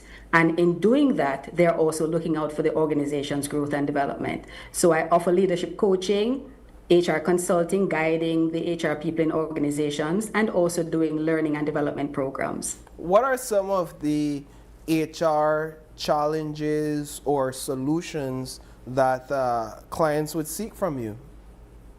Some of the major things are transitions. So we have executives or persons moving into leadership roles not being able to deal with transitions.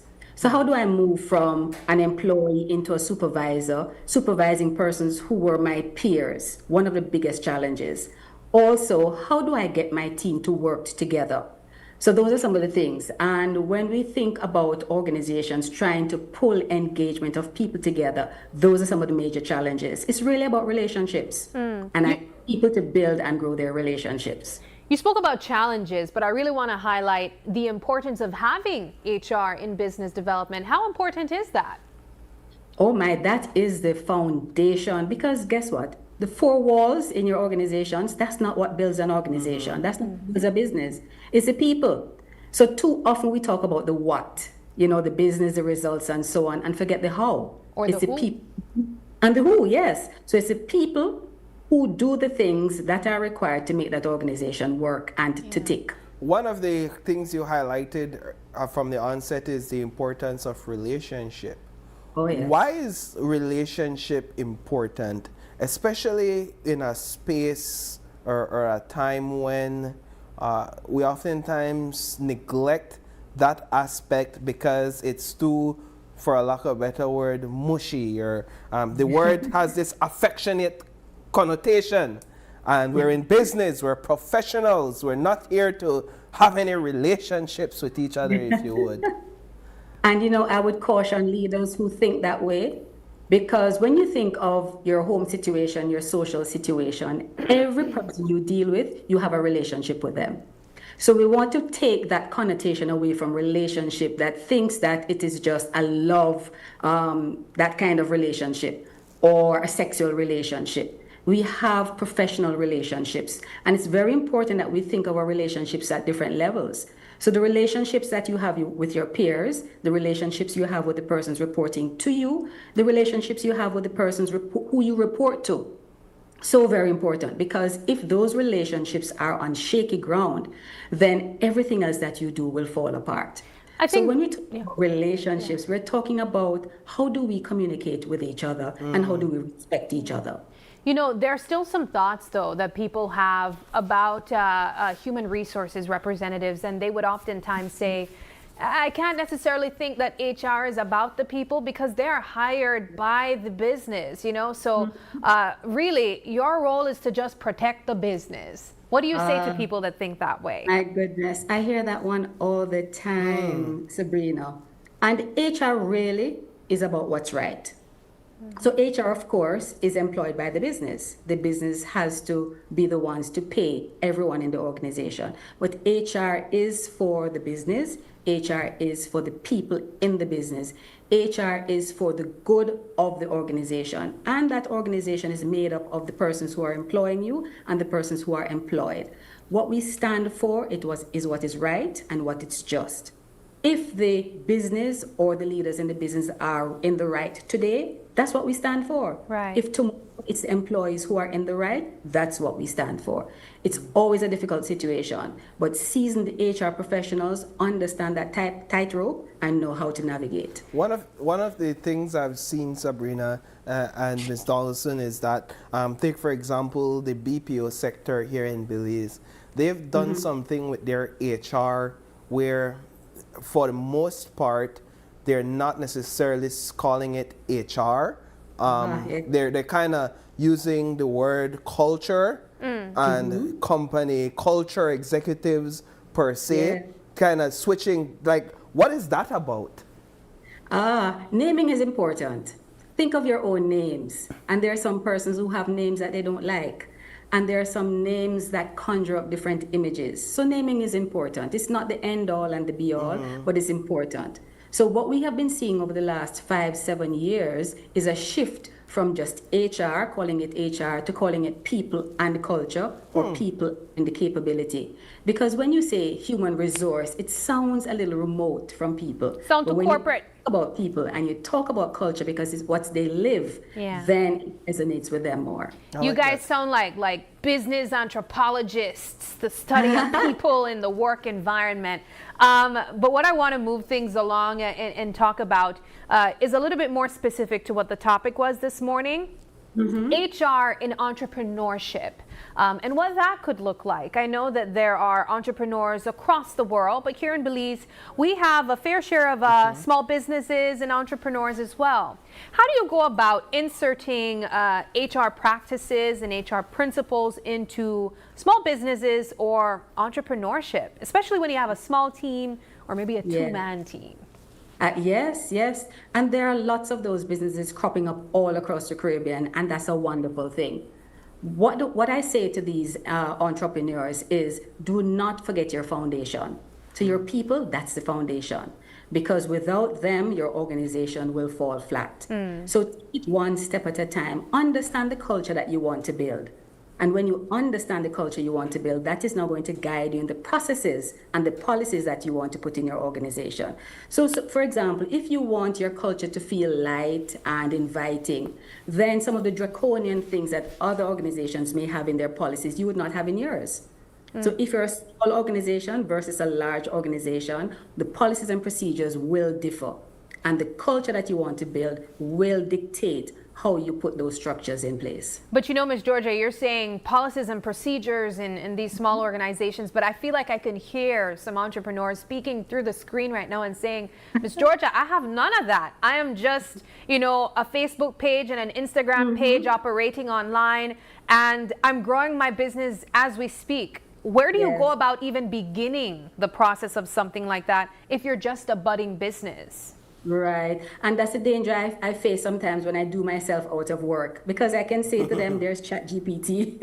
You can go and you can get some information. But where I come in is where I guide you. So you may get that initial information from AI. But then when you come to an expert like me, I can guide you as to how you tailor that to meet the specific needs of your organization. So it does not have to be expensive. You can start small with AI and then get some guidance to take you along the way. And I think also, just from what I'm hearing, is that as a small business, you could begin developing those policies by simply how you go about doing business, your personal approach as perhaps the sole representative of your business, building that culture by the way you approach business. So when the next person you hire comes on, they see that and they're able to emulate that. And as the business grows, you've already established a foundation as to what you want for it to be like. So your policy flows directly out of your own behaviors and practices. Wouldn't you say so, Ms.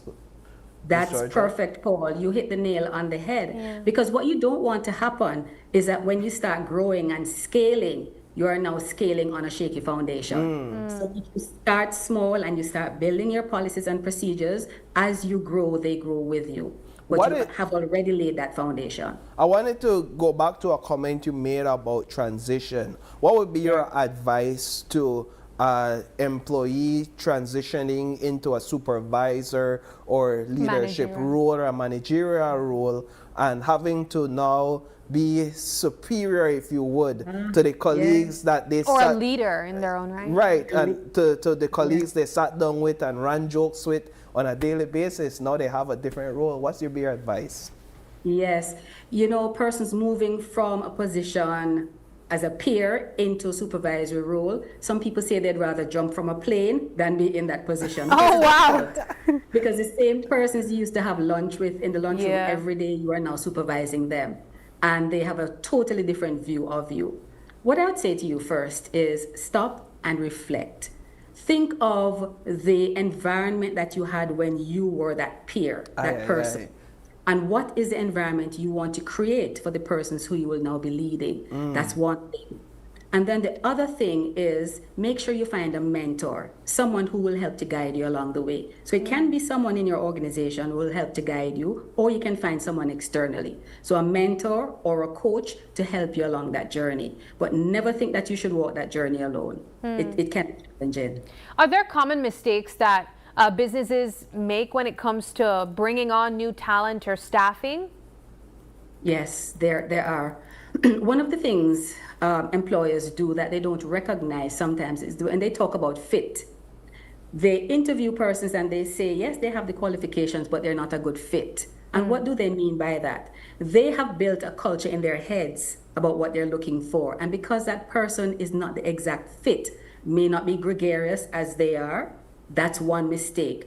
You do not want to have clones of everybody else in the organization. That's a good point. So you need another personality type or behavior type in that organization, as long as it's not going to be totally off of what your culture is. So that's one mistake we make many times. We have people who are qualified, experienced, but we talk about cultural fit and we do not understand what that means. How about companies that attract talent or attract staffing, but they struggle to retain it?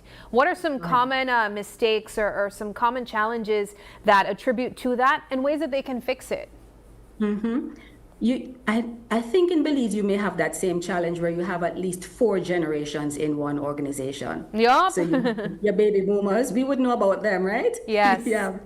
Yes, you have your millennials, your Gen Xers, the Gen Zs, and so on. And so it's a challenge navigating all of those generations because we have certain generalizations that we have made about these generations. And if we're not meeting their needs in the organization, that's when they tend to drift, get disengaged, and are ready to leave. So one of the things leaders need to do is to stop. A simple word, stop. And then listen to your employees. And not only listen, acknowledge what they have said. And if there are things that you can do as a result of what they've said, put that into effect and let them know that you have done it as a result of what they've said. Simple enough. It doesn't have to be rocket science. So tell us a bit about how people can get in touch with you, reach out and seek your services. We find that when we have these conversations on set, even if you're from Trinidad or wherever, that people do actually reach out. So how can people reach out? Okay, good. So you mainly will find me on LinkedIn. So it's Georgia Donaldson. I'm on LinkedIn. My telephone in Trinidad is 868-687-1473. And my website is corporateoptionsconsulting.com. Pardon my progress. It's in construction now, but you'll get the main information on that website. So those are the main ways to reach me. Well, this has been a wonderful conversation, Miss Georgia. Thank you so much for joining us all the way in Trinidad, and we appreciate the insight from your expertise. We wish you all the best. Thank you so much, and hopefully I'll see you soon in Belize. Yes. Yes. Hopefully before the year is definitely. out, we have you here in person on the couch with us. Wonderful. Thank you. Take Thank care. you too. All right, well, we do have to take another quick break, but since we're still on the topic of entrepreneurship, we'll be joined by one young excelling entrepreneur, Kelsey Codd, owner of Grace Skincare, talking about her mark on beauty.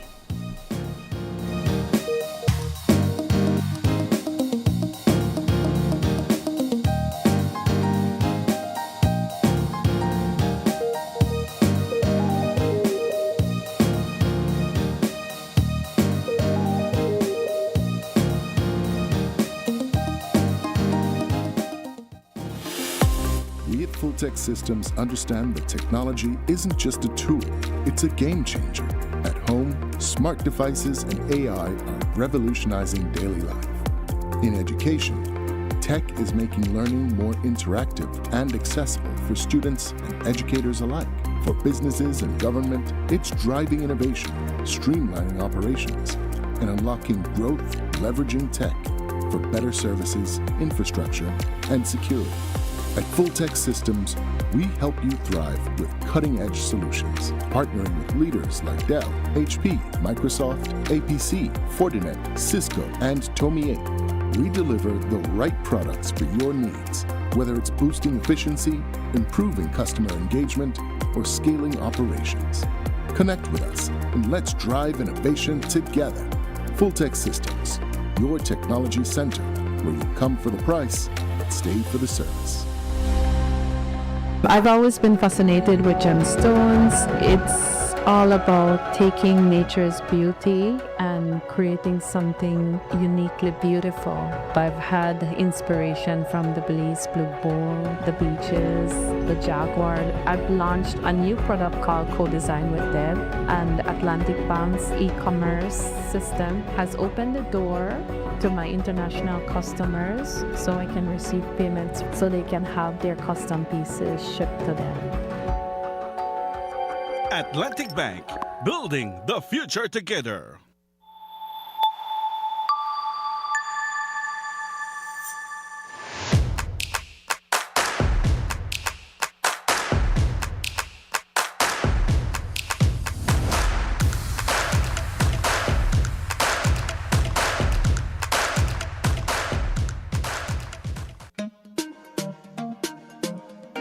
Smart for everybody. Smart leading everything. Smart give you everything. Smart offer everything. Smart give you everything. North to the east and the south and the west. Smart are the best. Darling, double up my data and give me all the text. In fact, give me a plan for my family. Unlimited calls, so me like it. And Smart make everybody feel happy. Bringing people together, me want it now. Smart got love for everybody. Me want my Smart plan. Want it right now. Me want my Smart plan. Want it right now. More bundles, data plan. Me want my smartphone, internet in my hand. Cause me want my Smart plan. Want it right now.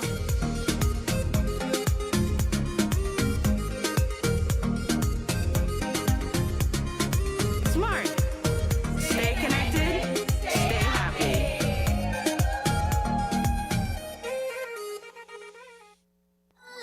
Haven't updated your information recently? Well, kick off the new year as a winner. RF&G Insurance is giving you a free chance to win every month. Entering is easy. Just chat with us on WhatsApp and update your information. That's it.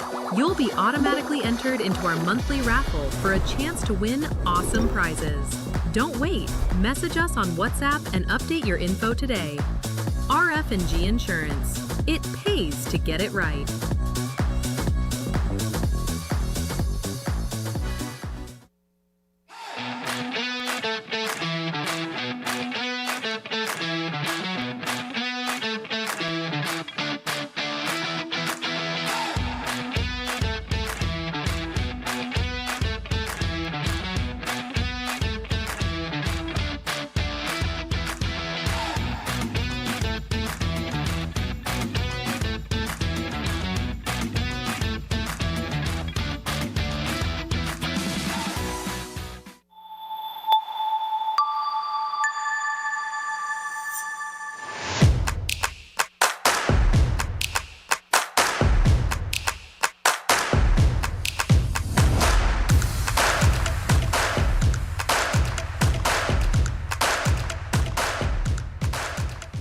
Electricity is essential for everyday life, but behind every outlet, a lot is happening to bring you safe, reliable, and sustainable energy.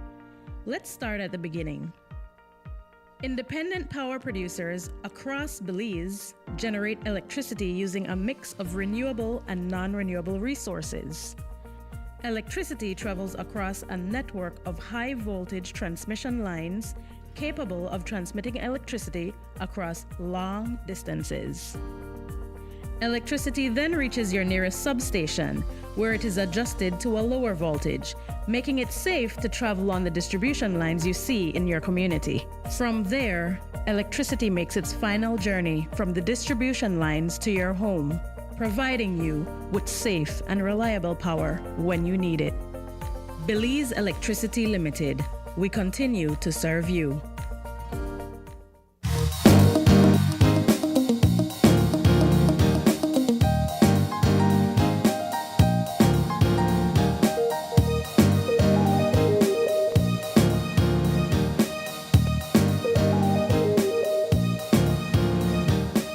Welcome back. This is our final conversation, and we are delighted to be joined by Kelsey Codd. She is a young entrepreneur here to talk about Grace Skincare. She's the brainchild of Grace Skincare, and it's a pleasure having you back again with us, Kelsey. I know this isn't the first time you've been on the show highlighting your products, but there's been some new improvements, new updates since the last time we have had you here on set. How are you doing?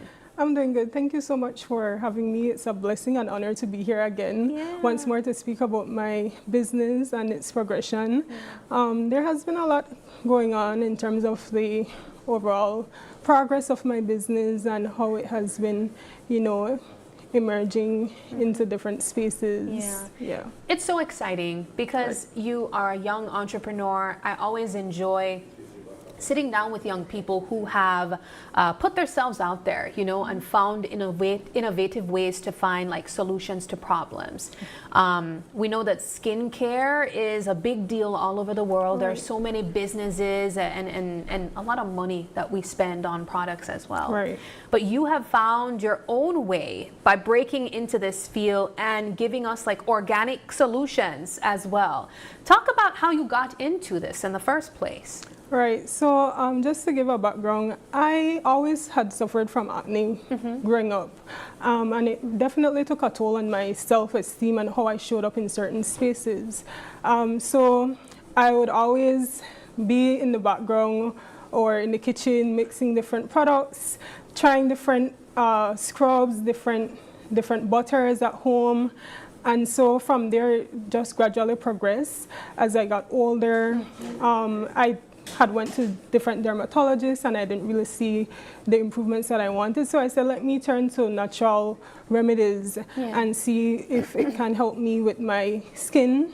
And so from then it, you know, continued to progress.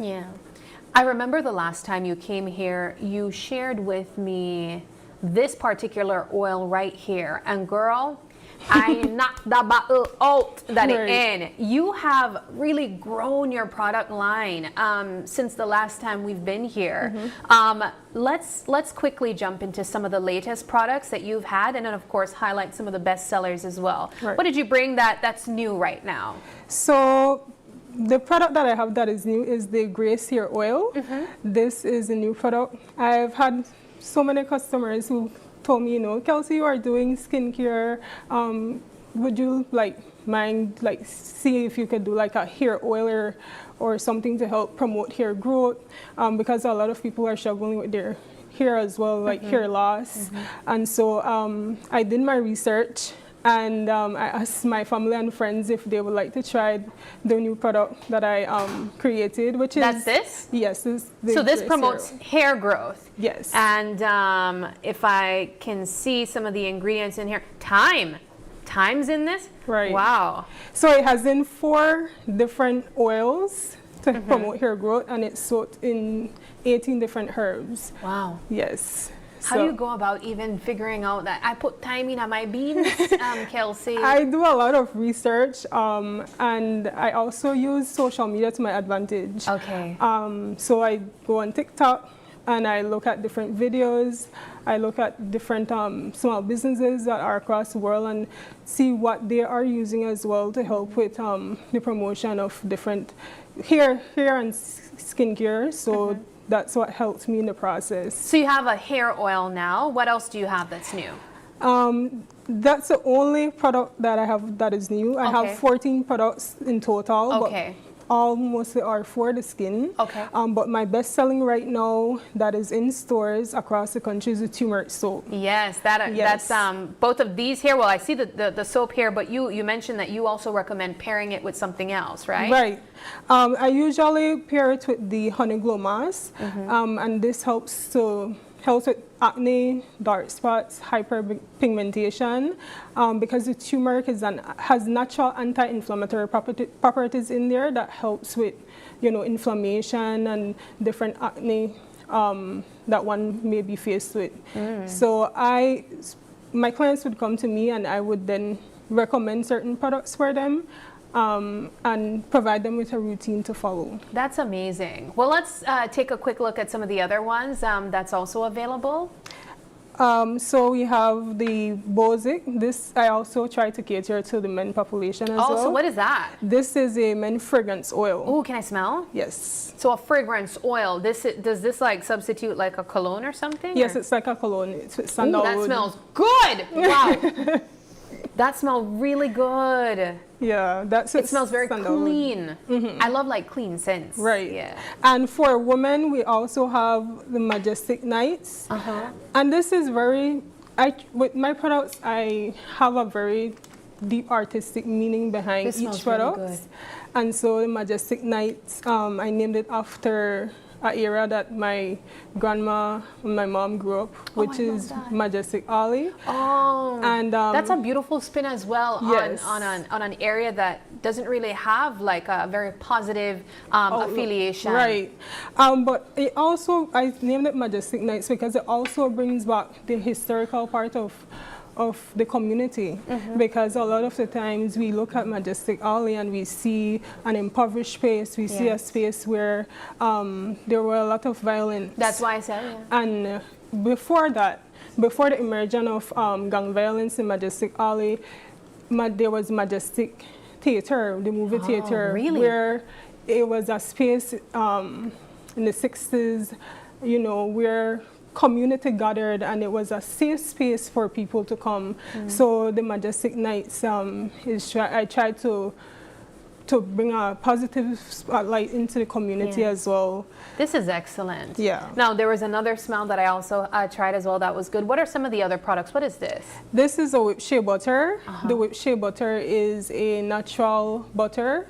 It comes from the shea nut that is from Africa. So it's all the way from Africa, like West Africa. Yes. Oh. It's like a cocoa butter, and it helps with inflammation, it helps with dark spots, fading dark spots, and it also helps with stretch marks as well. Oh, very nice. So it's really, really nice. And that and this, is it the same thing? Yes. This is just different sizes. Oh, okay. So this is a 4 ounce, and then that is a 2 ounce. What are the pricing of your products? I try to make my products reasonable for anyone to purchase.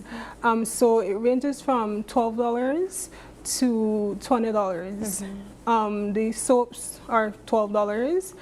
In the stores, because I have them countrywide by the grace of God, it's a little bit more expensive. It's about $15 in stores, but it's still accessible for one to purchase. And if anyone would like to order online, maybe package something together, can they do that as well? Yes, they can. I also provide inter-district shipping. Okay. And I have the turmeric soaps as well on Amazon for those in the States or Canada or Mexico who would like to purchase. It's available for purchase there as well. Excellent. Kelsey, I am so proud of you. Thank you. And I'm so excited for you to come back on the show again and talk about updates, because it seems like this has been something that you have been working and building upon every Right. time you leave. And I'm so grateful that you are here to join us. She mentioned that she's now doing this full time. And so this is her job. And I think that's so incredible to be so young and to be able to walk around as an entrepreneur, as a business owner, built on something that you are building every single day. That's excellent. Thank you. All right. Well, we do have to close off this conversation now. If you would like to purchase any of these products, as Kelsey mentioned, her products are available in stores countrywide. However, you are also online based, and that is Grace Skincare by Kelsey. By Kelsey on Facebook, on Instagram as TikTok. well, and TikTok. And so for anyone who would like to find out more, you can also reach out to her as well. Well, we do have to wrap up the show this morning, and so we want to say thank you to everyone else who joined us. It is April 14th, and if it is your birthday today, happy birthday to you. If you'd like to give a birthday shout out, or if you have any questions, comments, or concerns, you can send us an email at oie@greaterbelize.com. You can also check out our social media pages. We have Instagram, that's OIE Belize.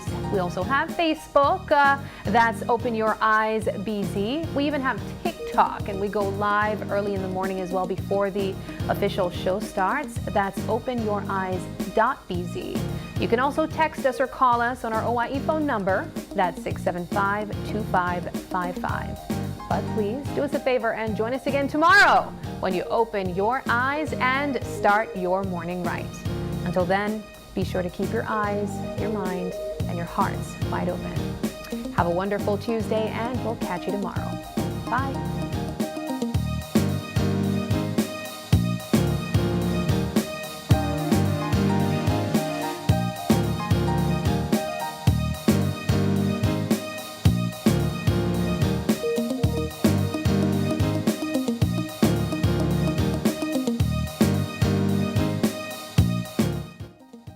Open Your Eyes was brought to you by the Belize Bank, our country, your bank, and Smart, bringing people together.